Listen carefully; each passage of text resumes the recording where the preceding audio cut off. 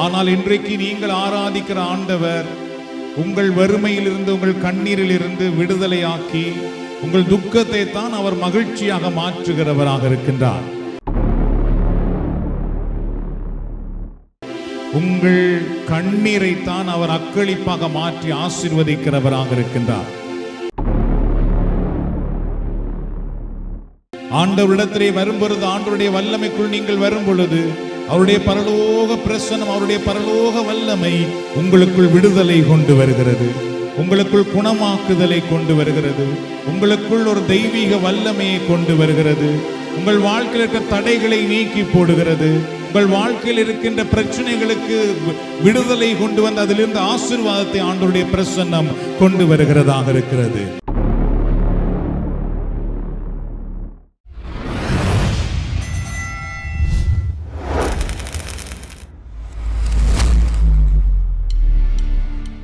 நாம் இப்பொழுது இறைவார்த்தை தியானத்திலே பங்கு பெற போகின்றோம். So we are celebrating the Pentecost feast on Sunday. வருகிற ஞாயிற்றுக்கிழமை, இந்த ஞாயிற்றுக்கிழமை பார்த்துக்கொண்டால் நாங்கள் பெந்தேகோஸ்தே பெருவிழாவை கொண்டாடுகின்றோம், திருச்சபை கொண்டாடுகின்றது. The feast of the Holy Spirit is the birthday of the church. திருச்சபையினுடைய பிறந்த நாள் தான் இந்த விழா என்று கூறப்படுகிறது. The day the apostles were born in the Spirit. Pentecost நாளிலே தான் திருத்தூதர்கள் ஆவியிலே பிறந்தார்கள் அப்படி என்று நாம் அறிகின்றோம். When we say the feast, it means we are born in the Spirit. Pentecost பெருவிழா அல்லது தூய ஆவியார் பெருவிழா அப்படி என்று நாம் சொல்லுகிறோம் என்றால் அதனுடைய அர்த்தம் என்னவென்றால் நாங்கள் எல்லோரும் ஆவியிலே, தூய ஆவியிலே பிறந்திருக்கின்றோம் என்பது அர்த்தமாகும். It is not just a celebration held once a year. ஒரு வருடத்துக்கு ஒரு முறை நடக்கின்ற ஒரு கொண்டாட்டம் அல்ல. Instead, it is a celebration we must observe every day. அதுக்கு பதிலாக ஒவ்வொரு நாளும் இந்த பெந்தேகோஸ்தேயின் அனுபவத்தை நாம் கொண்டாடுவதுதான் உண்மையான கிறிஸ்தவமாகும். வருடத்துக்கு ஒரு முறை கொண்டாடி முடிப்பதல்ல, ஒவ்வொரு நாளும். அதனால தான் பார்த்தீங்கன்னா சில நேரத்தில் நாங்கள் இந்த பெந்தேகோஸ்தே பெருவிழாவை இங்கே பெரிதாக நாம் செய்வதில்லை. ஏனென்றால் ஒவ்வொரு வாரமும் பெந்தேகோஸ்தே பெருவிழா தான், ஒவ்வொரு நாளும் பெந்தேகோஸ்தே பெருவிழா தான் நடந்து கொண்டிருக்கின்றது. ஆகவே அதற்கென்று ஒரு நேரம் ஒதுக்கி நீண்ட நேரம் செய்வதற்கு இங்கே ஆட்களுக்கு நேரமும் இல்லாமல் இருக்கின்றது. ஆகவே இதை ஆரம்பத்திலேருந்தே மொன்ட்ரியலில் இதை செய்து கொண்டிருந்ததுனாலே அங்கு நடுக அழைத்து கொண்டிருந்தார்கள் அந்த பங்கிலே செய்வதற்கு. அதனாலே அங்கு போய் அதை செய்ய வேண்டிய சூழல் வந்திருக்கின்றது. So how can we truly celebrate without the power of the Holy Spirit, the Pentecost feast? பரிசுத்த ஆவியானவருடைய ஒரு வல்லமை இல்லாமல் எவ்வாறு நாங்கள் பெந்தேகோஸ்தே பெருவிழாவை கொண்டாட முடியும்? When a person celebrates their birthday, it means they are alive. ஒரு நபர் தன்னுடைய பிறந்த நாளை கொண்டாடுகிறார் என்றால் அதனுடைய அர்த்தம் என்ன தெரியுமா? அவர் உயிர் வாழ்ந்து கொண்டிருக்கின்றார். In the same way, if we say we are celebrating Pentecost, it means we must be alive in the Spirit. அதுபோல நானும் நீங்களும் நாங்கள் பெந்தேகோஸ்தே பெருவிழா கொண்டாடுகிறோம் என்று சொல்லுவோமாக இருந்தால் நிச்சயமாக நாங்கள் பரிசுத்த ஆவியானவருக்குள்ளே வாழ்ந்து கொண்டிருக்கிறவர்களாக இருக்க வேண்டும். But how many of us are truly alive in the Spirit? ஆனால் எங்கள் எத்தனை பேர் உண்மையாகவே பரிசுத்த ஆவியானவருக்குள்ளே நாங்கள் உயிர் வாழ்ந்து கொண்டிருக்கின்றோம்? Are you living in the Spirit? நீங்கள் பரிசுத்த ஆவியானவருக்குள்ளே வாழ்ந்து கொண்டிருக்கிறீர்களா? Tonight I am going to speak on the topic, have you died in the Spirit? இன்று இரவு நீங்கள் ஆவியிலே மரித்து போயிருக்கிறீர்களா என்ற தலைப்பிலே தான் நான் பேச இருக்கின்றேன். Are you spiritually dead? நீங்கள் ஆன்மீக ரீதியில் இறந்து விட்டீர்களா என்ற தலைப்பிலே தான் இன்றைக்கு நாம் பார்க்க போகின்றோம். The apostles had died spiritually, but when the power of the Holy Spirit came upon them, they were made alive by the Holy Spirit. Pentecost பெருவிழாவுக்கு முன்பு பார்த்தீர்கள் என்றால் அப்போஸ்தலர்கள் ஆவியிலே மரித்தவர்கள் போல இருந்தார்கள். அவர்களுக்குள்ளே ஆன்மீக சக்தி இருக்கவில்லை. அவர்கள் கேட்டார்கள், இயேசுவோடு இருந்தார்கள், உண்மைதான். ஆனால் அவர்களுக்குள்ளே ஆவியானவருடைய வல்லமை இருக்கவில்லை அன்பானவர்களே. அவர்கள் ஆவியிலே மரித்தவர்களாகவே இருந்தார்கள். They were spiritually reborn on the Pentecost day. அவர்கள் அந்த பெந்தெகோஸ்து பெருவிழாவிலே பார்த்தீர்கள் என்றால் ஆவியிலே மீண்டும் பிறந்தார்கள் என்றுதான் நாங்கள் பார்க்கின்றோம். They were made alive in Christ. அவர்கள் கிறிஸ்துவுக்குள்ளே அவர்கள் ஒரு பெரிய வல்லமை பெற்றார்கள், கிறிஸ்துவுக்குள்ளே அவர்கள் வாழ்வு பெற்றார்கள் என்று நாங்கள் பார்க்கிறோம் அந்த பெந்தெகோஸ்து நாளிலே. They received a new life on the Pentecost day. அந்த பெந்தெகோஸ்து நாளிலே பார்த்தீர்கள் அவர்கள் ஒவ்வொருவரும் புது வாழ்வை பெற்றுக் கொண்டார்கள். The Holy Spirit renews our life. That is work. பரிசுத்த ஆவியானுடைய வேலை என்னவென்றால் அவர் எங்களுடைய வாழ்க்கையை புதுப்பிக்கிறவராக இருக்கின்றார். The Holy Spirit gives us a new birth in Christ. கிறிஸ்துவுக்குள்ளே பரிசுத்த ஆவியானவர் எங்களுக்கு ஒரு புது வாழ்வை, புது பிறப்பை கொடுக்கிறவராக இருக்கின்றார். When the Holy Spirit comes into your life changes, my friend. எப்பொழுது பரிசுத்த ஆவியானவர் உண்மையாகவே ஒருவருக்குள் வருகிறார் என்றால், உங்களுக்குள் வருகிறார் என்றால் உங்கள் வாழ்க்கை மாறுகிறது. அதுதான் உண்மையாகும். You begin to live with the power of God. நானும் நீங்களும் கடவுளுடைய வல்லமையோடு வாழ ஆரம்பிக்கின்றோம். You begin to act through God's power. நானும் நீங்களும் கடவுளுடைய வல்லமையினாலேயே செயல்படுகிறவர்களாக மாற்றப்பட்டு விடுகின்றோம். But in many people's life the Holy Spirit is not present. ஆனால் இன்று பலருடைய வாழ்க்கையிலே பரிசுத்த ஆவியானவர் இல்லாதவராக இருக்கின்றார். In many families the Holy Spirit is absent, absolutely absent. இன்றைக்கு நிறைய குடும்பங்களிலே பரிசுத்த ஆவியானவர் முற்றும் முழுவதுமாக இல்லாமலேயே இருப்பதை பார்க்கக்கூடியதாக இருக்கின்றது. As a result, they are in a spiritually dead stage. அதனுடைய பிரதிபலன் பார்த்தீர்கள் என்றால் இன்றைக்கு நிறைய குடும்பங்கள் ஆவியிலே மரித்தவர்களாக இருக்கின்றார்கள். They are slave to sin and Satan. நிறைய குடும்பங்கள் பாவத்துக்கு அடிமையாகவும் சாத்தானுக்கு அடிமையாகவும் இருப்பதை பார்க்கக்கூடியதாக இருக்கின்றது. Instead of living in Christ, they continue to live in sin. அவர்கள் கிறிஸ்துவுக்குள் வாழ்வதற்கு பதிலாக தொடர்ச்சியாகவே பாவத்துக்குள் வாழ்ந்து கொண்டிருப்பதை பார்க்கக்கூடியதாக இருக்கிறது. Therefore the Holy Spirit desired to bring the power of Christ into everyone's life. அதனால்தான் பரிசுத்த ஆவியானவருடைய நோக்கம் என்னவாக இருக்கிறது என்றால் ஒவ்வொருவருக்குள்ளும் ஒவ்வொருவருடைய குடும்பத்துக்குள்ளும் ஒரு வாழ்வை கிறிஸ்துவினால் கொடுக்கின்ற வல்லமையை கொண்டு வர அவர் விரும்பி கொண்டிருக்கின்றார். The Holy Spirit wants to renew everyone in Christ. பரிசுத்த ஆவியானவர் எங்கள் ஒவ்வொருவரையும் கிறிஸ்துவுக்குள்ளே புதுப்படைப்பாக மாற்ற விரும்புகின்றார். So let us all examine our life. Are we truly living in Christ or are we spiritually dead? அதனாலே இன்று இரவு நாம் எல்லாரும் எங்களை ஆராய்ந்து பார்ப்போம். நாங்கள் உண்மையாகவே ஆவியிலே மரித்து போயிருக்கிறோமா அல்லது கிறிஸ்துவுக்குள் நாங்கள் தூய ஆவியிலே வாழ்ந்து கொண்டிருக்கின்றோமா? நம்ம எல்லாருக்கும் தெரிந்த பாடல், வாரும் தூய ஆவியே உம் பிரசன்னத்தை வேண்டுகின்றோம், உம் வல்லமையால் என்னை நிறைத்து ஆளுகை செய்யும். ஆண்டவருடைய பிரசன்னத்தோடு இந்த பிரசன்னத்தை உணர்ந்தவர்களாக எல்லாரும் சேர்ந்து இப்பொழுது அந்த பரிசுத்த ஆவியானுடைய பிரசன்னத்தை வேண்டி பாடுவோமா? வாரும் தூய ஆவியே உம் பிரசன்னத்தை வேண்டுகின்றோம், உம் வல்லமையால் என்னை நிறைத்து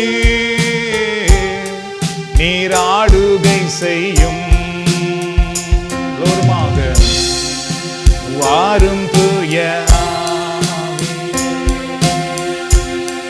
உம் பிரசன்னத்தை வேண்டுகின்றோம்,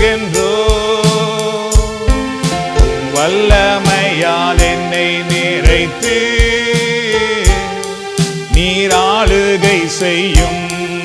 மீண்டும் ஒரு தடவை எல்லோருமாக வாரும் தூய ஆவியே உம் பிரசன்னத்தை வேண்டுகிறோம்.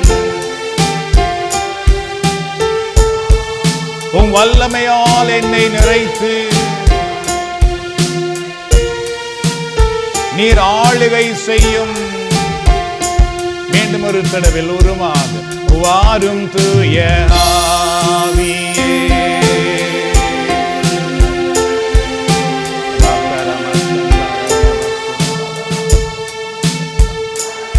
உம்முடைய பிரசன்னத்தினால் எங்களை ஆட்கொள்ளும்படி நாங்கள் ஜெபிக்கிறோம். உம்முடைய வல்லமையினால் எங்களை நிரப்பும்படி நாங்கள் மன்றாடுகின்றோம். மீண்டும் ஒரு தடவை வாரும் தூய எங்களை உருவாக்குகிற ஆவியானவரே, எங்களை புது படைப்பாக மாற்றுகிற தூய ஆவியானவரே, எங்கள் மத்தியிலே வாரும். உம்முடைய பிரசன்னத்தை நீர் ஆளுகை செய்யும். உம் வல்லமையால் எம்மை நிறைத்து நீர் ஆளுமை செய்யும். The Holy Bible, Luke chapter 7, verse 14 to 15, we see, then he went up and touched the bier they were carrying him on. And the bearers stood still. He said, Jesus said, young man, I say to you, get up. The dead man sat up and began to talk. And Jesus gave him back to his mother. Lucas நட்சத்திர நூல் 7ஆம் அதிகாரத்திலே 14 15 வரை உள்ள இறைவசனம். ஒரு வாலிபன் இறந்து விட்டார். அது ஒரு மரண ஊர்வலம் வருகிறது. அதிலே தாய் கண்ணீரோடு வருகிறாள். அப்பொழுது இயேசு அந்த சுமந்து வந்த பாடையை தொட்டு வாலிபனை உயிர்ப்பித்து கொடுக்கிறார். அந்த சம்பவம் தான். ஸோ லூகாஸ் 7ஆம் அதிகாரம் 14 15, அருகில் சென்று இயேசு அருகில் சென்று பாடையை தொட்டார். அதை தூக்கி சென்றவர்கள் நின்றார்கள். அப்பொழுது அவர், இளைஞனே, நான் உனக்கு சொல்லுகிறேன், எழுந்திடு என்றார். இறந்தவர் எழுந்து உட்கார்ந்து பேசத் தொடங்கினார். இயேசு அவரை அவர் தாயிடம் ஒப்படைத்தார். So there are two important points I want you to notice here. இதில் ரெண்டு முக்கியமான விடயத்தை நீங்கள் கவனிக்க வேண்டும் என்று நான் விரும்புகிறேன். Number one, they carried the one who had died. அவர்கள் மரித்து போன ஒருவரை சுமந்து கொண்டு வந்தார்கள். And the second one, Jesus raised him and gave him back to his mother. அதில் நீங்கள் வாசிக்கலாம், அந்த மரித்து போன வாலிபனை ஆண்டவர் இயேசு உயிர்ப்பித்து மீண்டும் அவனை தாயினிடத்தில் கொடுத்தார். அப்படி என்று பார்க்கிறோம். உயிரோடு தாயினிடத்தில் கொடுக்கிறார். ஸோ இந்த ரெண்டு விடயம் நாம் இப்பொழுது கவனிக்க போகிறோம். ஒன்று, மரித்து போன ஒருவரை சுமந்து வந்தார்கள். இரண்டாவது, மரித்து போனவரை உயிர்ப்பித்த இயேசு அவரை தாயினிடத்தில் ஒப்பு கொடுத்தார் அப்படின்னு நாம் பார்க்கின்றோம். So Jesus raised the dead young man and gave him back to his mother. Likewise, today Jesus wants to give a life to each of us who may spiritually dead through the Holy Spirit. எவ்வாறு மரித்து போனவனை இயேசு உயிர்ப்பித்து தாயினிடத்தில் கொடுத்தாரோ அதுபோல யாரெல்லாம் தூய ஆவியிலே மரித்து போயிருக்கிறார்களோ அவர்கள் எல்லோரையும் மீண்டும் ஆண்டவர் தூய ஆவியின் வழியாக உயிர்ப்பிக்க விரும்புகின்றார். And through the power of the Holy Spirit, Jesus wants to make you a child of the Heavenly Father. பரிசுத்த ஆவியானுடைய வல்லமை வழியாக எவ்வாறு இந்த வாலிபன் உயிர்த்தெழுந்தாரோ அதுபோல எங்களை உயிர்த்தெழுந்து தாயினிடத்திலே கொடுத்தாரோ அதுபோல எங்கள் ஒவ்வொருவரையும் தூய ஆவியிலே உயிர்ப்பித்து எங்களை இறை தந்தையினுடைய பிள்ளையாக மாற்ற விரும்புகிறார். ஆவியிலே யாரெல்லாம் மரித்து போயிருக்கிறார்களோ அவர்கள் எல்லாரையும் உயிர்ப்பித்து மீண்டும் இறை தந்தையினுடைய பிள்ளையாக இயேசு மாற்ற விரும்புகிறார். So if you want to truly live as a child of God the Father, அவை நீங்கள் உண்மையாகவே இறை தந்தையினுடைய பிள்ளையாக வாழ வேண்டும் என்று நாங்கள் விரும்புவோமாக இருந்தால், you must receive that life through the Holy Spirit. நீங்கள் உண்மையாகவே இறைவனுடைய பிள்ளையாக வாழ வேண்டும் என்றால் கட்டாயமாக பரிசுத்த ஆவியானவரால் நமக்கு கொடுக்கப்படுகின்ற அந்த வாழ்வை பெற்றுக்கொள்ள வேண்டும். The Holy Bible says they were carrying a dead person on bier. அவர்கள் ஒரு இறந்த நபரை பாடையில் சுமந்து சென்றார்கள் என்று பரிசுத்த வேதாகமத்தில் நாம் வாசிக்கின்றோம். Today many Christians are carrying on bier. இன்றைக்கு நிறைய மக்கள் பார்த்துக்கின்றால் இந்த பாடையிலே தான் சுமந்து செல்லப்பட்டு கொண்டிருக்கின்றார்கள் மரித்தவர்களாக. They are died in the spirit. பரிசுத்த ஆவியிலே நிறைய மக்கள் மரித்து போய் விட்டார்கள். அதனாலே பாடையிலே தான் இன்றைக்கு நிறைய மக்கள் இருக்கின்றார்கள். They were carrying by moral sin. அவர்கள் பார்த்திருந்தால் பலவிதமான பழக்க வழக்கங்களிலே குறைவுபட்டவர்களாக, அவர்களுடைய வாழ்க்கையிலே பல தவறான பழக்க வழக்கங்களிலே மரித்து போனவர்களாக பாடையிலே சுமந்து செல்லப்படுவதை இன்றைக்கு பார்க்கக்கூடியதாக இருக்கின்றது. They are carrying by alcoholism or drugs. நிறைய கிறிஸ்தவர்கள் இன்றைக்கு பார்த்தீர்கள் என்றால் குடிபோதை என்கிற பாடையிலே சுமந்து செல்லப்பட்டு கொண்டிருப்பதை பார்க்கக்கூடியதாக இருக்கின்றது. They are carrying by materialism. உலக பிரகாரமான இச்சைகளிலேயே, உலக பிரகாரமான விடயங்களே, அந்த எண்ணங்களே இன்றைக்கு நிறைய மக்கள் மரித்து போய் அந்த பாடையிலே நிறைய பேர் சுமந்து செல்லப்படுவதை பார்க்கக்கூடியதாக இருக்கிறது. They are carrying by the power of darkness. நிறைய மக்கள் பார்த்துக்கொண்டால் இருளினுடைய வல்லமை நிறைந்த பாடையிலே சுமந்து செல்லப்படுவதை பார்க்கக்கூடியதாக இருக்கிறது. Why? Because they dead in the spirit. ஏனென்றால் அவர்கள் ஆவியிலே மரித்தவர்களாக இருக்கின்றார்கள். Tonight the Holy Spirit speak to everyone. பரிசுத்த ஆவியானவர் இன்றைக்கு ஒவ்வொருவரோடும் பேசுகிறார். Are you dead in the spirit or are you living in the spirit? நாங்கள் ஆவியிலே மரித்து போயிருக்கிறோமா அல்லது ஆவியிலே வாழ்ந்து கொண்டிருக்கிறோமா என்பதை இன்றைக்கு பரிசுத்த ஆவியானவர் எங்களுக்கு நினைவுபடுத்துகின்றார். இந்த பரிசுத்த ஆவியானவர் என்பதை நமக்கெல்லாம் இந்த கூட்டத்துக்கு தான் தெரிய வந்தது, புதுவாழ்வு கூட்டத்துக்கு போய். அதுக்கு போவதற்கு மீது ஏதாவது அல்லேலூயா கூட்டம் என்று சொல்லி அதை எல்லாரும் சொல்லி சிரித்தார்கள், நாமும் சொல்லி சிரித்தோம். உள்ள வந்த பிரான் தெரியுது இது அல்லேலூயா பிசாசு உள்ள இடம் இல்லை, இது பரிசுத்த ஆவியானவர் உள்ள இடம் என்று. இங்கே வந்த பிரான் தெரிஞ்சது நாங்கள்லாம் அல்லேலூயா பிசாசு உள்ள வழியில் நின்றிருக்கிறோம் இதுவரைக்கும் என்று. அதுபோல இன்றைக்கு நிறைய பேர் பார்த்தீர்கள் என்றால் அப்படிதான் இருக்கிறார்கள். இதான் உண்மை. இங்கு வந்த பிராங்களுக்கு பரிசுத்த ஆவியானவர் என்றால் என்னென்று தெரிந்தது. இங்கு வந்த பிராங்களுக்கு புது வாழ்வு என்றால் என்னென்று தெரிந்தது. So when a man dies, he cannot see anything. அதாவது ஒரு மனிதர் மரித்து போய்விட்டார் என்றால் அன்பானவர்களே, அவரால் எதையுமே பார்க்க முடியாது. Because he died. ஏனென்றால் அவர் மரித்து போய்விட்டார். The same way, if you die in the spirit, you cannot see Jesus. அதுபோல நீங்களும் நானும் ஆவியிலே மரித்து போயிருப்போம் என்றால் நம்மால் இயேசுவை பார்க்க முடியாது. எல்லாவற்றையும் நாம் பார்ப்போம், ஆனால் இயேசுவை பார்க்க மாட்டோம். ஏன்? நாங்கள் ஆவியிலே மரித்து போயிருக்கிறோம். கிறிஸ்தவர்களாக இருக்கலாம். Today many Christians cannot see Jesus in their life. நிறைய கிறிஸ்தவர்களால் இன்றைக்கு இயேசுவை அவருடைய வாழ்க்கையிலே பார்க்க முடியாமல் இருக்கின்றது. They can see the light of the gospel. நற்செய்தியினுடைய ஒளியை இன்றைக்கு நிறைய கிறிஸ்தவ குடும்பங்கள் பார்க்க முடியாமல் இருக்கிறார்கள். Because they died in the spirit. என்றால் அவர்கள் ஆவியிலே மரித்து போயிருக்கிறார்கள். அதான் உண்மை. எங்களால் நற்செய்தியின் ஒளியை பார்க்க முடியாமல் இருக்கிறது என்றால், நற்செய்தியை வாசிக்க முடியாமல் இருக்கிறது என்றால், அதிலே விருப்பம் இல்லாமல் இருக்கிறது என்றால் நாங்கள் ஆவியிலே மரித்து போயிருக்கிறோம். அவ்வளவுதான் உண்மை. They blind by the evil. அவர்கள் சாத்தானால் குருடாக்கப்பட்டிருக்கிறார்கள். They don't see Jesus as a savior and the Lord.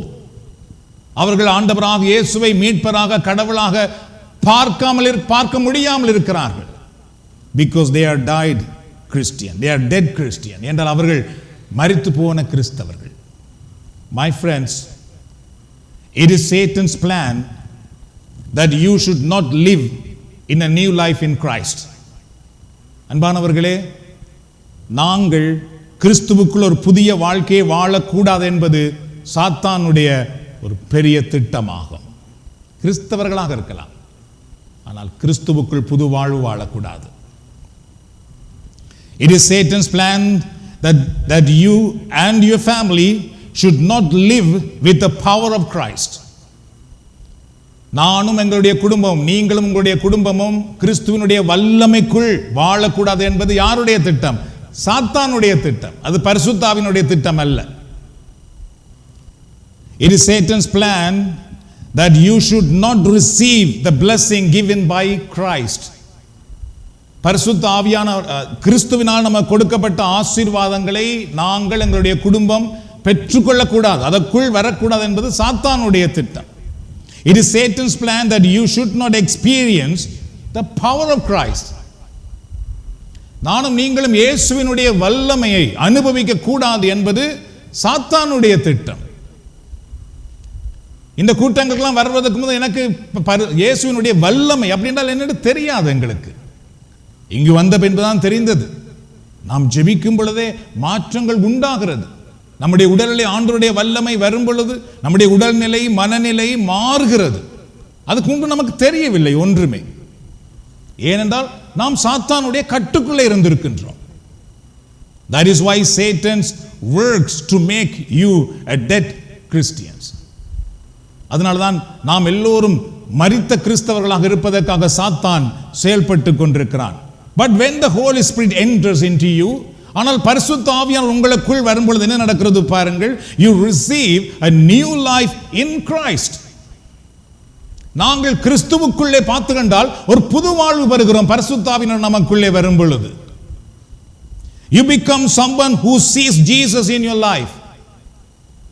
நீங்கள் உங்கள் வாழ்க்கையில இயேசுவை காண்கிற ஒரு நபராக மாற்றப்பட்டு விடுகிறீர்கள். You begin to experience Jesus' presence.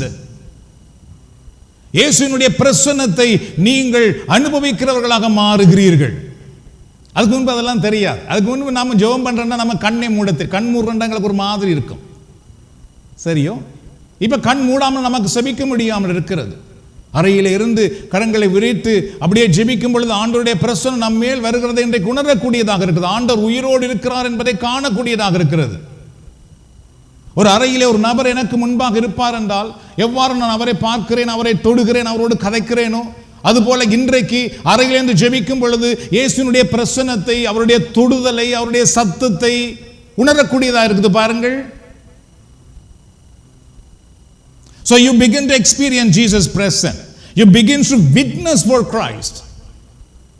நானும் நீங்களும் பரிசுத்த ஆவியின் வல்லமை வரும் பொழுது இயேசுவுக்காக சான்று பகர ஆரம்பித்து விடுகிறோம். இயேசுவுக்காக பாட நாம் ஆரம்பித்து விடுகின்றோம். You start to see the miracle and sign that the Lord is doing in your life. உங்கள் வாழ்க்கையிலே ஆண்டவர் செய்கிற அற்புதங்களை, அடையாளங்களை நீங்கள் காண ஆரம்பித்து விடுகின்றீர்கள். When the Holy Spirit filled the disciple of Jesus, they experienced God's power. எப்பொழுது பரிசுத்த ஆவியானவர் அப்போஸ்தலரை நிரப்பினாரோ அப்பொழுது அவர்கள் பார்த்தீர்கள் என்றால் பரிசுத்த ஆவி அந்த கடவுளுடைய வல்லமை அவர்கள் அனுபவித்தார்கள் என்று பார்க்கிறோம். கடவுளுடைய வல்லமை அவர்களுக்குள்ளே வந்ததாம். Then they began to witness Jesus. அதுக்கு பிறகு பார்த்தீர்கள் அவர்கள் அறைக்குள்ளே இருக்கவில்லை, அவர்கள் இயேசுவுக்கு சான்று பகர்ந்தார்கள். In the same way, the Holy Spirit wants to transform you into a witness for Christ. அதுபோலதான் பரிசுத்த ஆவியானவர் என்னையும் உங்களையும் இயேசுவுக்கு சான்று பகர்கிற மக்களாக மாற்ற விரும்புகின்றார். இந்த பாடலை நாம் பாடலாம். உமக்கு ஆராதனை செய்கிறோம் ஐயா, உம்மை ஆர்ப்பரித்து பாடுவோம் ஐயா. இந்த பாடலை கரங்கள் தட்டி நாம் பாடலாம். உமக்கு ஆராதனை செய்கிறோம் ஐயா, உம்மை ஆர்ப்பரித்து பாடுவோம் ஐயா. உமக்கு ஆராதனை செய்கிறோம் ஐயா, உம்மை ஆர்ப்பரித்து பாடுவோம் ஐயா. வழி நடத்தும் வல்ல ஆவியே, வழி நடத்தும் தூய ஆவியே, வழி நடத்தும் வல்ல ஆவியே,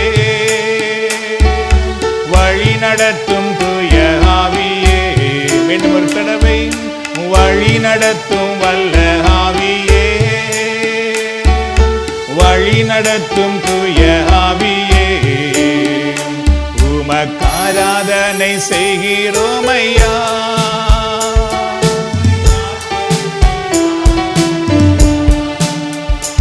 உமக்கு ஆராதனை செய்கிறோம் ஐயா.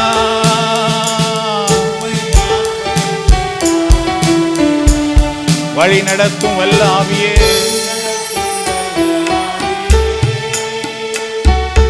வழி நடத்தும், தூரமாக வழி நடத்தும். உம்மை ஆராதிக்கிறோம், உம்மை மகிமைப்படுத்துகிறோம். தூய ஆவியானவரே, பரிசுத்த ஆவியானவரே, உம்மை நாங்கள் ஆராதிக்கிறோம். உம்மையே நாங்கள் மாட்சிப்படுத்துகிறோம். உமக்கு ஆராதனை, உம்மையே நாங்கள் ஆராதிக்கிறோம், மகிமைப்படுத்துகிறோம். வழி நடத்தும் வல்ல ஆவியே, ஹல்லேலூயா, உம்மையே ஆராதிக்கிறோம். வழி நடத்தும் தூய ஆவியே, லோருமாக உமக்கு ஆராதனை செய்கிறோம் ஐயா.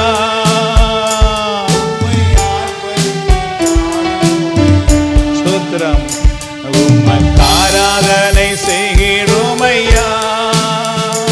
உம்மை ஆட்பரித்து பாடுவோம் ஐயா. எல்லாரும் முதலவே ஆண்டவருக்கு நன்றி சொல்லுவோம். இந்த நேரத்திலே நன்றி ஆண்டவரே. பரிசுத்த ஆவியானவருக்காக நாங்கள் உமக்கு நன்றி கூறுகின்றோம். தூய ஆவியானவரை எங்களுக்கு தந்து, எங்களை பலப்படுத்தி, எங்களை அபிஷேகித்து, உம்முடைய வல்லமையினால் நிரப்பி எங்களை வழி நடத்துவதற்காக நாங்கள் உமக்கு நன்றி கூறுகிறோம். Praise you, Jesus.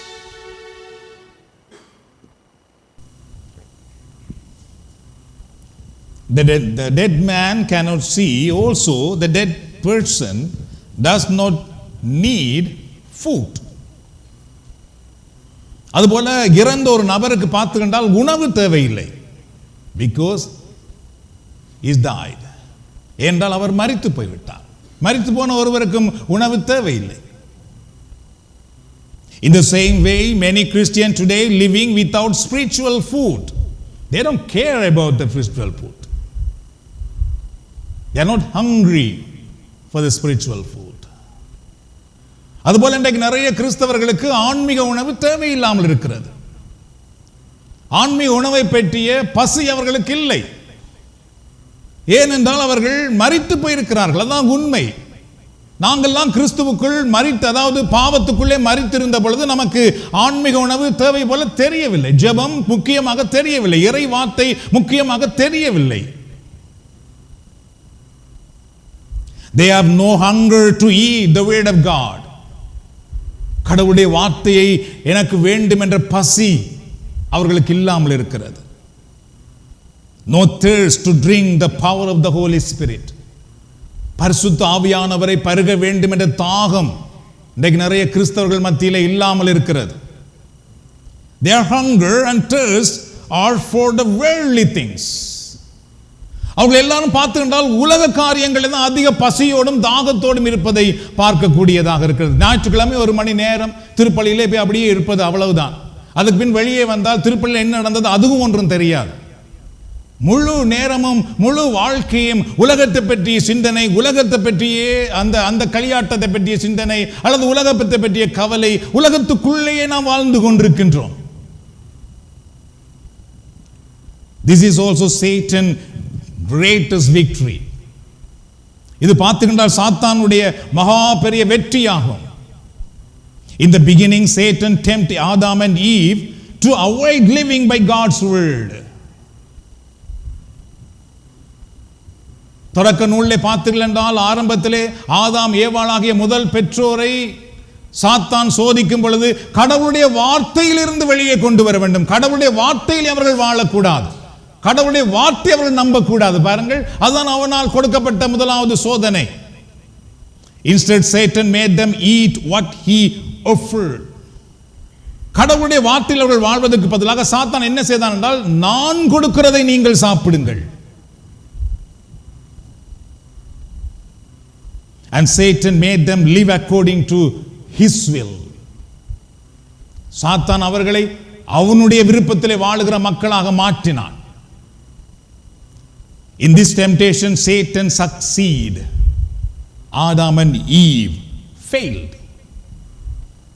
இந்த சோதனையிலே சாத்தான் வெற்றி அடைந்தான். ஆதாமும் ஏவாளும் தோற்று போனார்கள். If you live without eating at God's word and drink the power of the Holy Spirit, your life will be dead in Christ. அதுபோல் நானும் நீங்களும் இறைவனுடைய வார்த்தையை உண்ணாமலும் பரிசுத்த ஆவியானவருடைய வல்லமை பருகாமலும் இருப்போமாக இருந்தால் நாங்கள் கிறிஸ்துவுக்குள் மரித்தவர்களாக விடுகிறோம். மரித்து போன கிறிஸ்தவர்களாக மாறி விடுகிறோம். Today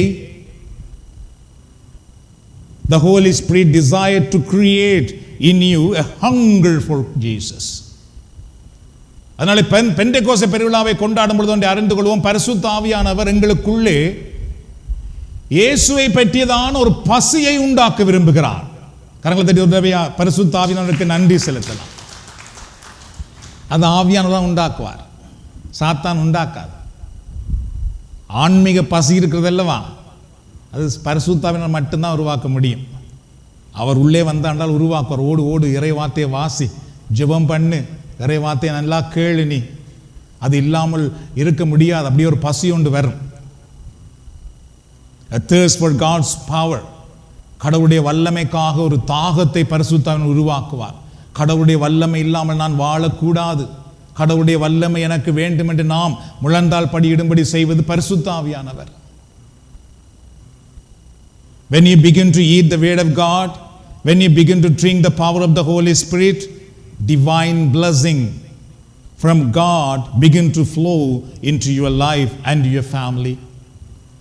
நீங்கள் எப்பொழுது இறைவனுடைய வார்த்தையை உண்ண ஆரம்பிக்கிறோமோ, பரிசுத்த ஆவியின் வல்லமையை பருக ஆரம்பிக்கின்றோமோ, அப்பொழுது பரலோக வல்லமை, கடவுளுடைய வல்லமை, கடவுளுடைய ஆசீர்வாதம் எங்கள் மேல், எங்கள் குடும்பத்தின் மேல் வர ஆரம்பிக்கின்றது. அதனாலதான் சாத்தான் இந்த ரெண்டை நம்மிடத்திலே மறைக்கிறான். உனக்கு இறை வார்த்தையும் வேண்டாம், பரிசுத்த ஆவியும் வேண்டாம், ஏதாவது ஒரு பங்குல நீ இருந்து கொள், அது போதும். எந்த பங்கும் நமக்கு ஆசீர்வாதம் கொடுக்காத அன்பானவர்களே. பங்கிலே பிரசன்னமாக இருக்கிற கிறிஸ்துவும் பரிசுத்த ஆவியானவரும் தான் நமக்கு வாழ்வு கொடுக்கின்றார். இதை நமக்கு உணர்த்துவது, இதை நம்முடைய வாழ்க்கையிலே கொண்டு வருவது பரிசுத்த ஆவியானவர் மட்டும்தான். வேறு யாரும் அதை கொண்டு வர முடியாது. Divine anointing begins to fill you. தெய்வீக அபிஷேகம் நம்மை நிரப்ப ஆரம்பிக்கும். You become alive in the Lord. அப்பொழுது நானும் நீங்களும் ஆண்டவருக்குள்ளே உயிருள்ளவர்களாக மாற்றப்படுகின்றோம். Every day God's word starts to begin blessing into your life. ஒவ்வொரு நாளும் கடவுளுடைய வார்த்தை உங்கள் வாழ்க்கையிலே ஆசீர்வாதத்தை கொண்டு வர ஆரம்பிக்கிறது. Every day God's word begin to bring healing. ஒவ்வொரு நாளும் கடவுளுடைய வார்த்தை உங்களுக்குள்ளே குணமாக்குதலை கொண்டு வர ஆரம்பிக்கிறது. Every day God's word begin to give you peace, deliverance and true life. ஒவ்வொரு நாளும் கடவுளுடைய வார்த்தை உங்களுக்குள்ளே தெய்வீக சமாதானத்தை, உண்மையான விடுதலையை, உண்மையான வாழ்வை கொண்டு வர ஆரம்பிக்கிறது. கடவுளுடைய வார்த்தை. நீங்கள் ஒரு நாள் முழுவதும் ஒரு வாழைப்பழம் சாப்பிட்டு வாழ முடியுமா? ஒரு நாளுக்கு எனக்கு ஒரு வாழைப்பழம் போதும். அது 80-90 வயசு வந்த பிறகு அது ஓகே. அதுக்கு முதல் எனக்கு சும்மா ஒரு ஆப்பிள் போதும். அப்படி நாம் இருப்போமா? இல்லை அல்லவா? காலம்பறையே இவ்வளவு சாப்பிடுகிறோம், அதுக்கு பிறகு மத்தியானம் அதை விட சாப்பிடுறோம், இரவு அதை விட கூட சாப்பிட்றோம். ஏன்? நமக்கு பசிக்குது. இல்லை என்றால் நம்மால் வாழ முடியாது. ஆனால் கடவுளுடைய வார்த்தையை மட்டும் காலையில் சும்மா ஒரு 5 நிமிஷம் சாப்பிட்டா போதும், அல்லது ஒரு வார்த்தை சாப்பிட்டால் போதும். எப்படி நாம் வாழ முடியும் அன்பானவர்களை? எப்படி நமக்கு ஆசீர்வாதம் வர முடியும்? இந்த பெரிய பைபிள்ல இவ்வளவு இறைவார்த்தை இருக்கும் பொழுது ஒரு நாளைக்கு நாம் ஒரு வசனம் மட்டும் சாப்பிட்டுட்டு ஒரு சும்மா ஒரு கிராக்கர் சாப்பிட்டு வாழ்றது போல நாம் ஆன்மீகத்திலே வாழ முடியுமா? நோ. அதனாலதான் நமக்குள்ளே ஆண்டவருடைய வல்லமை இல்லாமல் இருக்கிறது, ஆண்டவருடைய அபிஷேகம் இல்லாமல் இருக்கிறது, ஆண்டவருடைய வரங்கள், கனிகள் நமக்குள்ளே இல்லாமல் நம்முடைய வாழ்க்கை வெறுமையாக்கப்பட்டிருக்கிறது.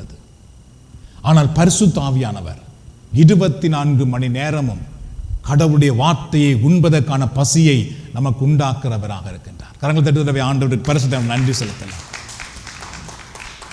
It is the desire to the Holy Spirit. And the third one, a dead person cannot love anyone. மரித்து போன ஒருவரால் பார்த்து கண்டால் யாரையுமே நேசிக்க முடியாது. ஏனென்றால் அவர் மரித்து போனவர். He is a dead person. A dead person cannot have relationship with anyone. மரித்து போன ஒருவர் வந்து பார்த்துக்கிட்டால் யாருடனும் உறவு வைத்திருக்க மாட்டார், உறவு வைக்க முடியாது. In the same way, many Christians today are unable to truly love Jesus. அதுபோல இன்றைக்கு நிறைய கிறிஸ்தவர்களால் ஆண்டவராக இயேசுவை உண்மையாக அன்பு செய்ய முடியாமல் இருக்கிறது. சும்மா சொல்லுகிறோம், நாம் கோயிலுக்கு போகிறோம், நற்கரணை எடுக்கிறோம், இயேசுவை நேசிக்கிறோம் என்று சும்மா சொல்லுகிறோம். ஆனால் உண்மையாகவே அவரால் நேசிக்க முடியாமல் போய்விடுகிறது. They no longer have a personal relationship with Jesus. ஆண்டவராக இயேசுவோடு தனிப்பட்ட ஒரு உறவு இல்லாமல் போயிருக்கிறது. They live only a duty bound Christian, but Christ is not present in their life. அவர்கள் வந்து வரும் கடமை கிறிஸ்தவர்களாக வாழ்ந்து கொண்டிருப்பார்கள். கிறிஸ்து அவர்களுக்குள் இருக்க மாட்டார், கிறிஸ்தவ உறவு அங்கு இருக்காது. They don't taste Jesus love. இயேசுவினுடைய அன்பு அவர்கள் சுவைத்திருக்க மாட்டார்கள். They are unable to love other like Christ because they are spiritually dead. அவர்களால் இயேசுவை போல மற்றவர்களை நேசிக்க முடியாமல் போகிறது. ஏனென்றால் ஆவியிலே மரித்து போயிருக்கின்றோம். Tonight examine your life. இன்று இரவு உங்கள் வாழ்க்கையை ஆராய்ந்து பாருங்கள். Are you living in the love of Christ? இயேசுவினுடைய அன்புக்குள்ளே நாம் வாழ்ந்து கொண்டிருக்கிறோமா? Are you living in the relationship with Jesus Christ? இயேசு கிறிஸ்துவினுடைய அந்த உறவில் நாம் வாழ்ந்து கொண்டிருக்கிறோமா? எவ்வளவு நேரம் உங்களால் செபிக்க முடியும் இயேசுவோடு கண்களை மூடி? எவ்வளவு நேரம் உங்களால் புகழ்ச்சி செய்ய முடியும் கண்களை மூடி வாய் திறந்து? யோசித்து பாருங்கள். இப்ப கூட பரிசுத்த ஆவியானவர் பாட்டை பாடிட்டு ஜெபம் பண்ணுங்க, நன்றி சொல்லுங்கன்னு சொன்ன பொழுது 1-2 சத்தம் தான் கேட்டது. மிச்சவருக்கு ஏன் வாயில வருதில்லை? ஏன் வாய் மூடி இருக்குது? உங்க வீட்டில் வந்து உங்க பிள்ளை நீங்க கேட்கும் பொழுது, கதைக்கும் பொழுது வாய மூடி இருந்தா நாம என்ன சொல்றோம்? வாயை திற. வாய்க்கு என்ன குளக்கட்டையா இருக்கு? கடவுளை இப்பதான் பார்த்து கொண்டிருக்கிறா, என்ன நீ வாயை மூடிக்கொண்டே இருக்கிறா? இங்க வந்து வாயை திறவன். என்ன நமக்கு வாய் திறக்க தெரியாமல் இருக்குது. வாயில வந்து புகழ்ச்சி வருதில்லை, வாயில வந்து ஜெபம் நமக்கு வர முடியாமல் இருக்கிறது. ஏன்னா உள்ளுக்கு இல்லாமல் இருக்கிறது. அன்பானவர்களே, அது சாத்தானுடைய ஒரு பெரிய வேலை, பெரிய திட்டம். அதனால் இன்றைக்கு நாம் யோசிப்போம், இயேசுவோடு நமக்கு உறவு இருக்கிறதா? ஒருவரோடு உங்களுக்கு உண்மையாகவே ஒரு நல்ல உறவு இருந்தால் நீங்கள் எவ்வளவு நேரம் பண்ணாலும் கதைப்பீர்கள். சில பேருடைய போன் சார்ஜே இல்லாம போய் நின்றுது, காய்ச்சி கொண்டு கேட்க 100ல இருந்தது. ஆனா இயேசுவோடு கதைக்க சொன்னா மட்டும் அது 1% கூட குறையுதில்லை. 1% குறையுதில்லை. பேசாம மூடி வச்சிருவான், விடு, இது என்ன இது, வாயில ஒரு சோகமே வருதில்லை. ஆனா அதே நாம் பார்த்தீர்கள் என்றால் எங்க வீட்டுக்குள்ள இவ்வளவு பிரச்சனையா இருக்கு, பிள்ளைக்கு இவ்வளவு பிரச்சனையா இருக்கு, புருஷனுக்கு இந்த பிரச்சனையா இருக்கு, மனசுக்கு இந்த பிரச்சனையா இருக்கு. இதை போன்ல வந்து மணி நேரம் கதைக்கிறோம் பாருங்கள் ஆக்களோடு. இதையே நிறுத்துங்கள், இது வேண்டாம், இப்பொழுது நீங்கள் ஆண்டவரோடு கதையுங்கள் என்றால் நமக்கு முடியாமல் இருக்கிறது. இதனுடைய அர்த்தம் என்ன தெரியுமா? நாம் எல்லாரும் மரித்த கிறிஸ்தவர்களாக இருக்கின்றோம். நமக்கும் கிறிஸ்துவுக்கும் ஆழமான உறவு வளராமல் இருக்கின்றது. நாம் நம்மை ஏமாற்றிக்கொண்டே இருக்கக்கூடாது. என்றால் கடவுள் எங்களை நம்பி ஒரு குடும்பத்தை கொடுத்திருக்கிறார், எங்களை நம்பி ஒரு தலைமுறை கொடுத்திருக்கிறார், எங்களை நம்பி ஒரு பெற்றோரை, பிள்ளைகளை, சகோதரங்களை கொடுத்திருக்கிறார். எதற்காக என்றால் நாம் அவர்களுக்காக இறைவனிடத்தில் மன்றாடி அவர்கள் வாழ்க்கையிலே ஆண்டவருடைய அருளை, ஆண்டவருடைய ஆசீர்வாதத்தை, ஆண்டவருடைய வல்லமையை கொண்டு வருவதற்காகத்தான் எங்களை இறைவன் இந்த இடத்திலே வைத்திருக்கிறார், அவர்களை நியாயம் தீர்ப்பதற்கல்ல. And also, are you walking with Jesus? It will take some time today. And இன்றைக்கு வந்து கொஞ்சம் நேரம் எடுக்கும் இறை வார்த்தைக்கு, என்றால் பெண்டெகோஸ்தே பெருவிழாக இருக்கிறதுனாலே நாம் இயேசுவோடு நடக்கின்றோமா? Are you worshiping Jesus? இயேசுவை நாம் ஆராதனை செய்கிறோமா? அது கூட எனக்கு புதுவாழ்வுக்கு வந்த பின்பான் தெரியும் இயேசுவை ஆராதனை செய்கிறது என்றால். அதுக்கு முன்பு தெரியாது. Are you talking to Jesus? Are you hearing from Jesus? இயேசுவிடத்திலிருந்து கேட்க முடிகிறதா?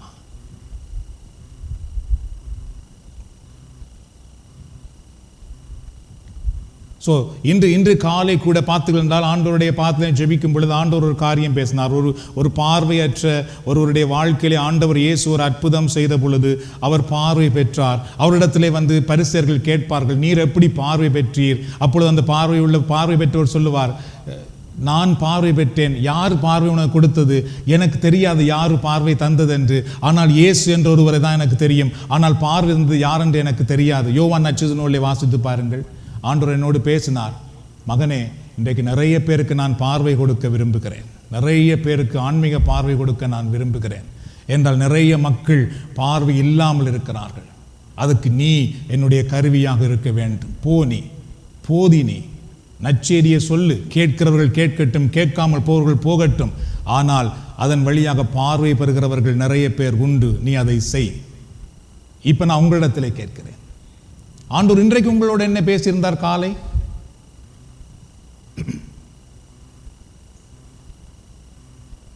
அல்லது நேற்று என்ன பேசினார்? முந்தின நாள் என்ன பேசினார்? சென்ற வாரம் என்ன பேசியிருந்தார்? இன்றைக்கும் பேசிக் கொண்டிருக்கிறார். இதை நீங்கள் தவற விடக்கூடாது, குறித்து வையுங்கள். எனக்கு நேரம் இல்லை, இல்லைன்றால் கூட்ட முடிவிலே வாருங்கள், ஆண்டவர் இன்றைக்கு உங்களோட என்ன பேசினார் இங்கே வந்து பகிர்ந்து கொள்ளுங்கள். அப்படி கொடுக்கும் பொழுது நீங்கள் பயிற்சி செய்ய ஆரம்பிக்கலாம். ஆனால் நான் உங்களுக்கு சொல்லுகிறேன், கடவுள் உங்களோடு என்ன பேசுகிறார் என்பதை நீங்கள் கேட்காமல் போவீர்களாக இருந்தால் கடவுளால் உங்களை உருவாக்க முடியாது, கடவுளால் உங்களை வழி நடத்த முடியாது. Those who are spiritually dead may call Christian, but they will live in darkness. யாரெல்லாம் ஆவிக்குரிய விதத்திலே மரித்து போயிருக்கிறார்களோ அவர்கள் கிறிஸ்தவர்கள் என்று பெயர் படலாம், கிறிஸ்தவர்கள் என்று சொல்லலாம், ஆனால் அவர்கள் இருளுக்குள்ளே வாழ்ந்து கொண்டிருப்பார்கள். They may have cross in their home. அவருடைய வீட்டிலே அவர்களிடத்திலே சிலுவை இருக்கலாம். They may wear the cross in their neck. அவர்கள் கழுத்திலே கூட சிலுவை போட்டிருக்கலாம். But for them Jesus is the Christian God, not their personal savior. ஆனால் அவர்களிடத்தில் போய் கேட்டுக்கொண்டால் அவர்கள் சொல்லுவார்கள், இயேசு ஒரு ஆண்டவர், இயேசு கிறிஸ்தவர்களுடைய கடவுள், இயேசு கிறிஸ்தவர்களாக எங்களுடைய கடவுள் என்று சொல்லுவார்களே தவிர அவர்களால் இயேசுதான் என்னுடைய மீட்பர், அவர்தான் என்னை மீட்டார், அவர்தான் எனக்கு வாழ்வு கொடுத்தார், அவர் என்னை தொட்டார், என்னை மாற்றினார் என்று சொல்ல முடியாது. This is exactly what Satan is working for, day and night. இதுதான் சாத்தான் பகலும் இரவுமாக செயலாற்றி கொண்டிருக்கின்றான். நாங்கள் கிறிஸ்துவின் மேல் அன்பாய் இருக்கக்கூடாது. To make Christian without any relationship with Christ. கிறிஸ்துவோடு எந்த உறவும் இல்லாமல் கிறிஸ்தவர்களை குருவாக்குவது, இது சாத்தானுடைய ஒரு பெரிய செயல். He doesn't want you to live with Christ's power. He doesn't want you to build your family, build your life on the word of God. நானும் நீங்களும் எங்களுடைய வாழ்க்கையை கடவுளுடைய வார்த்தையிலே கட்டி எழுப்ப வேண்டும், கடவுளுடைய வார்த்தையிலே வாழ வேண்டும் என்று அவன் விரும்புவதே இல்லை. Satan doesn't want you to know Jesus as your Savior and Lord. இயேசுதான் உங்களை மீட்டார், அவர்தான் உங்களுடைய மீட்பர் என்று அதுக்குள்ள அனுபவத்துக்குள்ளே வர அவன் விரும்பவில்லை. But the Holy Spirit is working to bring everyone back life in the Christ. ஆனால் பரிசுத்த ஆவியானவர் எல்லோரையுமே கிறிஸ்துவுக்குள் உயிர் வாழ வைப்பதற்காக செயலாற்றி கொண்டிருக்கின்றார். இது பரிசுத்த ஆவியானவருடைய ஒரு பெரிய வேலையாக எல்லாரையும் கிறிஸ்துவுக்குள் கொண்டு வர வேண்டும், கிறிஸ்துவனுடைய வல்லமைக்குள் கொண்டு வர வேண்டும், அவர்கள் கிறிஸ்துவின் வல்லமையோடு வாழ வேண்டும். இது பரிசுத்த ஆவியானவருடைய செயல். The Holy Spirit help each one of live in a new life in Christ. நாம் எல்லோரும் புது வாழ்வு கிறிஸ்துவுக்குள் வாழ்வதற்காக பரிசுத்த ஆவியானவர் உதவி செய்கிறார். When the Holy Spirit come into you, you begin to live in Christ. பரிசுத்த ஆவியானவர் உங்களுக்குள் வரும் பொழுது பார்த்துக்கிட்டால் நீங்கள் கிறிஸ்துவுக்குள் வாழ ஆரம்பித்து விடுவீர்கள். You will begin to stay in constant relationship with Jesus. தொடர்ச்சியாக இயேசுவோடு இணைந்திருக்கிறவர்களாக நாங்கள் மாற்றப்பட ஆரம்பித்து விடுகிறோம். இயேசுவிடத்தில் வராமல் இருந்தால், இயேசுவின் வார்த்தையை கேட்காமல் இருந்தால் நமக்கு மிக மிக வெறுமையாக இருக்கும். You will begin to say, if Jesus is not in my life, I have no life. நீங்கள் சொல்ல ஆரம்பிப்பீர்கள், இயேசு என் வாழ்க்கையில இல்லை என்றால் எனக்கு வாழ்க்கையே இல்லை என்று சொல்லுகிறவர்களாக நாம் மாற்றப்பட்டு விடுவோம் என்றால் பரிசுத்த ஆவியானவர் அதை நமக்குள்ளே செய்கின்றார். If Jesus is not in my family, we are nothing என்று நாம் சொல்லுகிறவர்களாக மாறுவோம். பரிசுத்தம் நமக்குள்ளே வரும்பொழுது என்ன சொல்லுவோம் என்றால், எங்களுடைய குடும்பத்திலே ஆண்டவர் இயேசு இல்லை என்றால் எங்கள் குடும்பமே ஒன்றுமில்லாமல் போய்விடும் என்று நாம் எண்ண ஆரம்பித்து விடுவோம். Because the Holy Spirit will lead you to taste the love of Jesus. என்றால் பரிசுத்த ஆவியானவர் நாம் இயேசுவினுடைய அன்பை சுவைக்கும்படி செய்கின்றார். நாம் கடைசி பகுதியை பார்ப்பதற்கு முன்பு இந்த பாடலை எழுந்து நின்று பாடலாம். எல்லாரும் எழுந்து நின்று இந்த பாடலை பார்க்கலாம். உன்னதத்தின் ஆவியை உந்தன் பக்தர் உள்ளத்தில் ஊற்ற வேண்டும் இந்த நாளிலே, உலகமெங்கும் சாட்சி நாங்களே. கரங்களை தட்டி உற்சாகமாக நாம் பரிசுத்த ஆவியானுடைய பிரசன்னத்தை உணர்ந்தவர்களாக, பரிசுத்த ஆவியின் வல்லமையினால் நிறைந்தவர்களாக இந்த பாடலை பாடி நம் ஆண்டவரை மாட்சிப்படுத்துவோம். உன்னதத்தின் ஆவியை உந்தன் பக்தர் உள்ளத்தில் ஊற்ற வேண்டும் இந்த நாளிலே, உலகமெங்கும் சாட்சி நாங்களே. ஒருமாக உன்னதத்தின் ஆவியை உந்தன் பக்தர் உள்ளத்தில் ஊற்ற வேண்டும் இந்த நாளிலே, உலகமெங்கும் சாட்சி நாங்களே, உலகமெங்கும் சாட்சி நாங்களே. பெந்தெகோஸ்தே பெருவிழாவிலே பெருமழை போல ஆவி ஊற்றினீர்.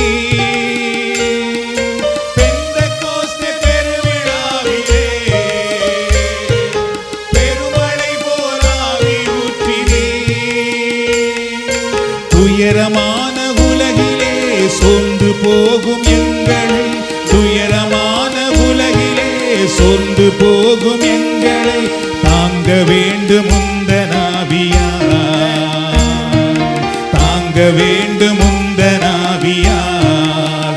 ஒருமாக உன்னதத்தின் ஆவியை உந்தன் பக்தர் உள்ளத்தில் ஊற்ற வேண்டும் இந்த நாளிலே,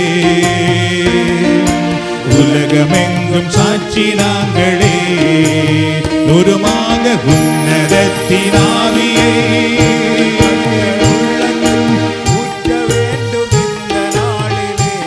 ஹல்லேலூயா ஹல்லேலூயா ஹல்லேலூயா மை போற்றுகிறோம் ஆராதிக்கிறோம். மீண்டுமாக உன்னதத்தின் ஆவியை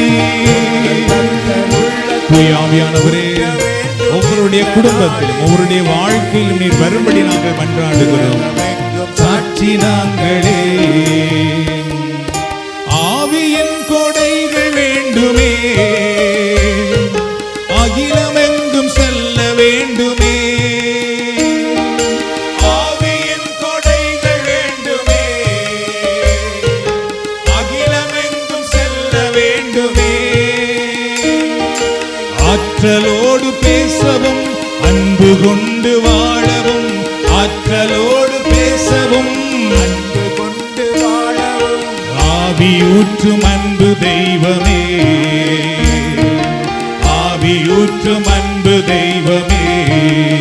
உருமாக உன்னதத்தின் ஆவியை உந்தன் பக்தர் உள்ளத்தில் ஊற்ற வேண்டும் இந்த நாளிலே. உம்மை ஆராதிக்கிறோம், மகிமைப்படுத்துகிறோம். சாட்சி நாங்களே, உம்மையே நாங்கள் ஏற்றுகிறோம் ஆண்டவரே. பரிசுத்த ஆவியானவரே உம்முடைய வல்லமைக்காக ஜெபிக்கிறோம்.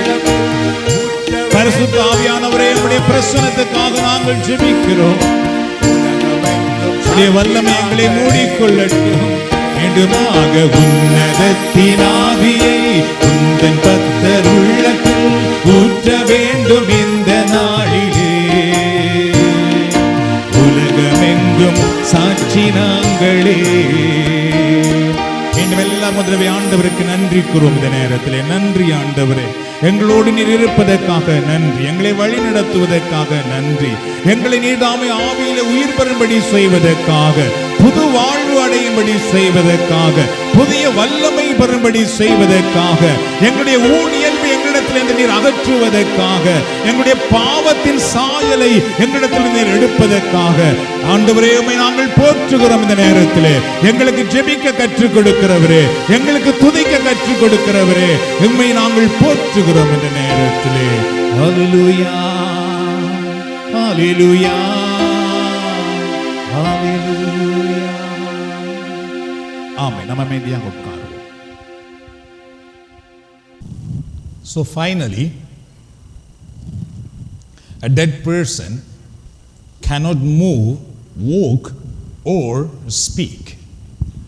இறுதியாக பார்த்திருந்தால் மரித்து போன ஒருவரால் கதைக்க முடியாது, நடக்க முடியாது, அசைய முடியாது.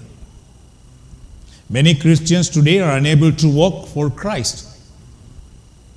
நிறைய கிறிஸ்தவர்களால் இன்றைக்கு கிறிஸ்துவுக்காக நடக்க முடியாமல், கிறிஸ்துவுக்காக செயல்பட முடியாமல் இருக்கிறது. And they are unable to speak about Christ. அவர்களால் இயேசுவை பற்றி பேச முடியாமல் இருக்கிறது, பேச தெரியாமல் இருக்கிறது, வெட்கமாக இருக்கிறது. அல்லது இயேசுவை பற்றி யாராவது கதைத்தால் இவர்கள் சவம் மாறிட்டார்களாக்கும்.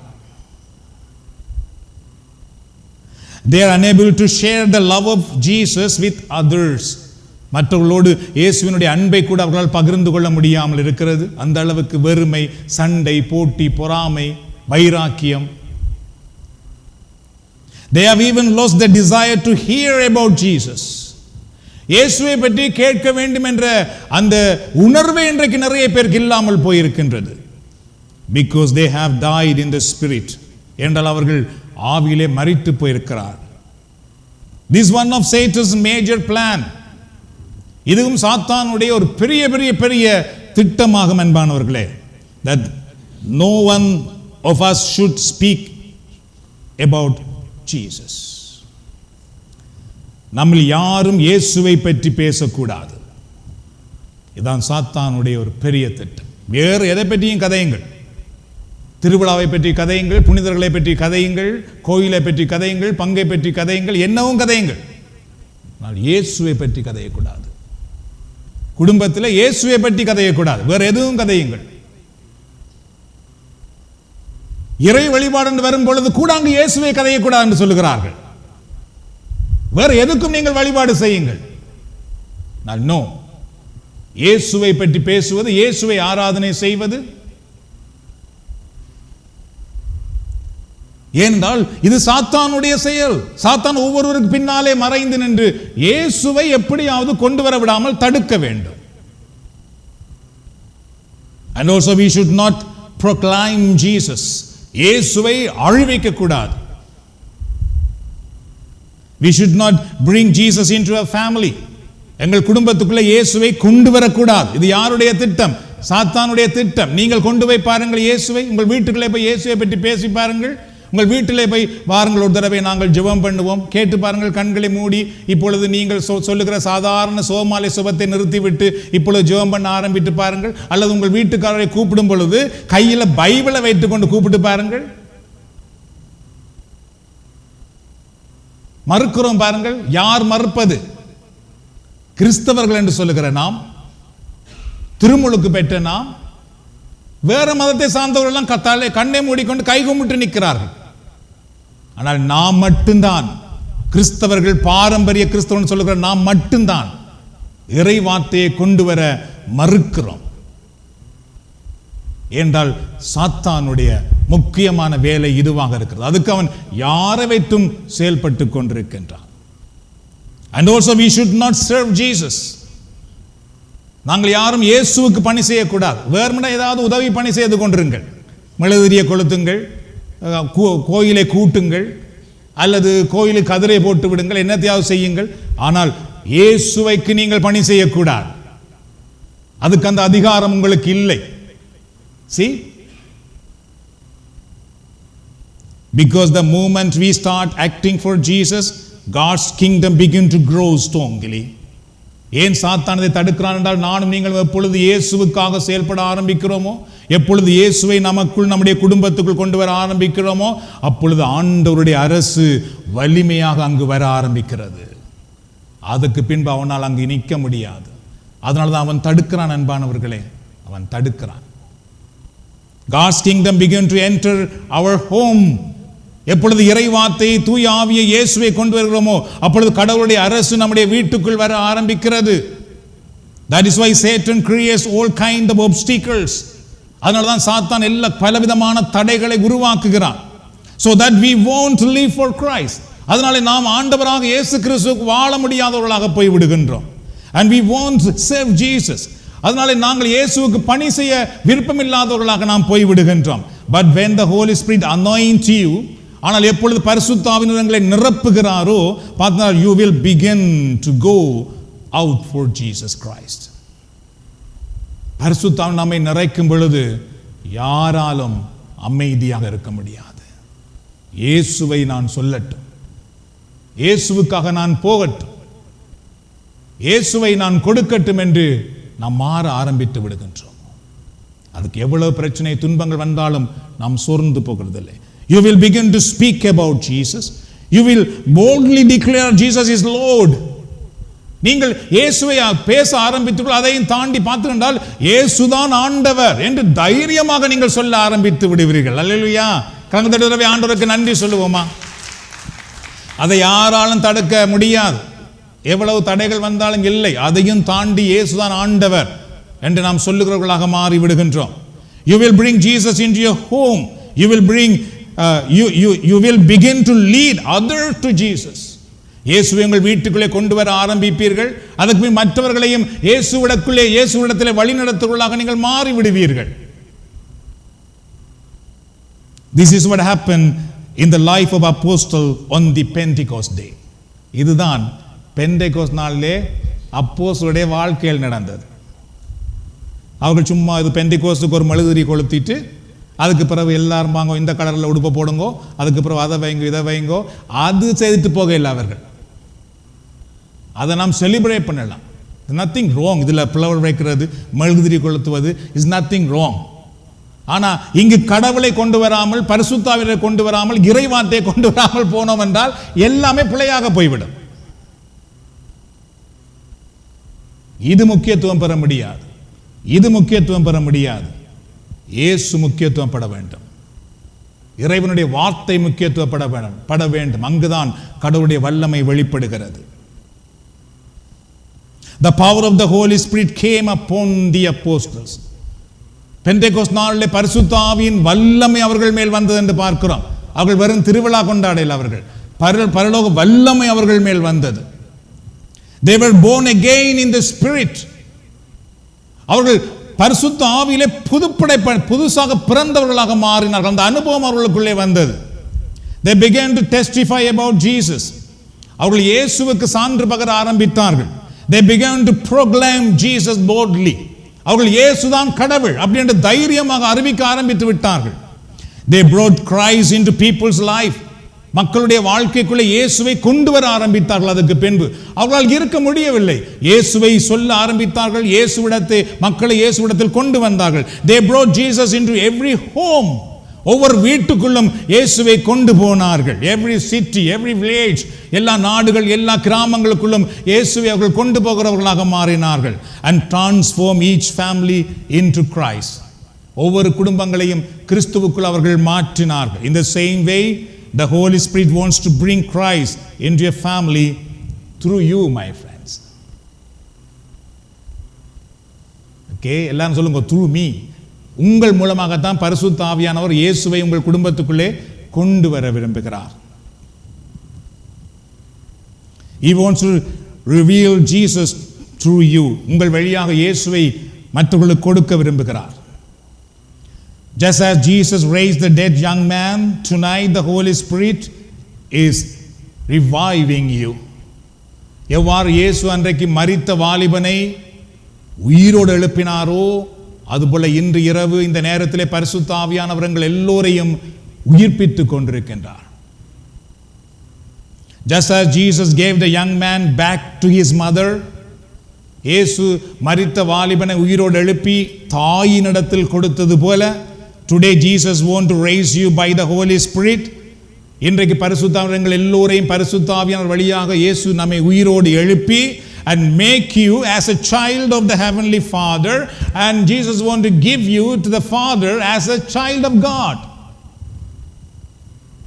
அதுபோல பரிசுத்தாவின் இன்றைய நாளே இயேசு எங்களை பரிசுத்தாவின் வழியாக உயிர்ப்பித்து எங்கள் ஒவ்வொருவரையும் இறை தந்தையினிடத்தில் அவருடைய பிள்ளையாக கொடுக்க விரும்புகிறார்.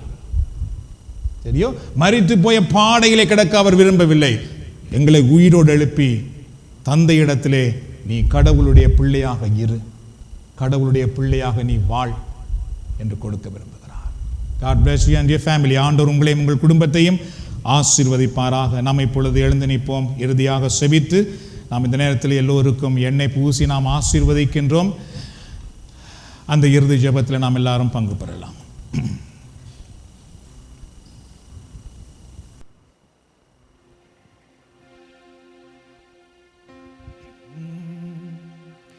உம்மை நான் பார்க்கணுமே இயேசையா,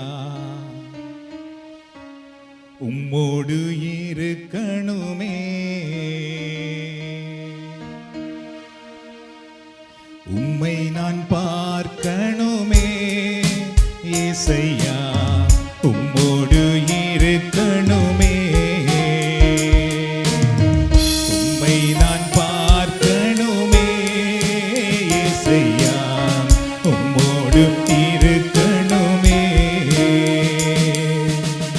உம்மை அல்லாமல் எனக்கு யாரும் இல்லையப்பா, உம்மை அல்லாமல் எனக்கு யாரும் இல்லையப்பா, உம்மை நான் பார்க்கணுமே இயேசையா, உம்மோடு இருக்கணுமே, உம்மை நான் பார்க்கணுமே இயேசையா, உம்மோடு இருக்கணுமே, ஒன்றுமில்லாத என்னை ஆசீர்வதித்தீரே, ஒன்றுமில்லாத என்னை ஆசீர்வதித்தீரே, உம்மை நான் பார்க்கணுமே இயேசையா, உம்மோடு இருக்கணுமே, உம்மை நான் பார்க்கணுமே இயேசையா, உம்மோடு இருக்கணுமே, பலவீனமான என்னை பலவானாய் மாற்றினீரே, பலவீனமான என்னை பலவானாய் மாற்றினீரே, உம்மை நான் பார்க்கணுமே இயேசையா, உம்மோடு இருக்கணுமே, உம்மை நான் பார்க்கணுமே இயேசையா, உம்மோடு இருக்கணுமே.